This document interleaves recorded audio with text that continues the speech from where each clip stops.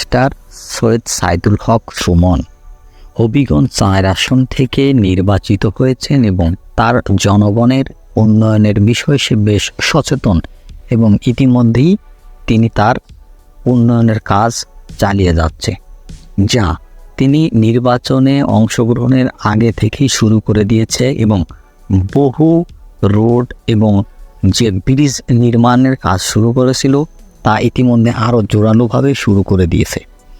এর ভিতরে তিনি তার স্ত্রীর বিষয়ে একটি কথা বললেন। তিনি বলেছেন, আমি আমার ছেলে মেয়েদেরকে স্ত্রীকে আমেরিকায় পাঠিয়ে দিয়েছি।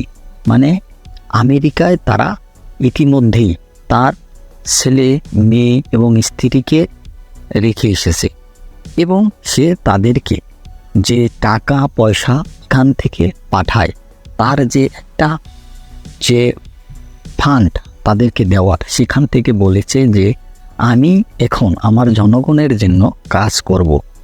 আমি তোমাদেরকে ঠিক মতো ভরণ পোষণ বা যে টাকা দেওয়ার কথা হয়তো সঠিকভাবে এবার নাও দিতে পারি, কেননা আমি আমার এলাকার জনগণের জন্য উন্নয়নের কাজে আমি আমার ইনকামের টাকা ব্যয় করব। ইনি আরও বলেছেন যে প্রথমে আমি আমার জনগণকে দেখব, তারপরে আমার ছেলে মেয়ে বউ স্ত্রীদেরকে দেখব।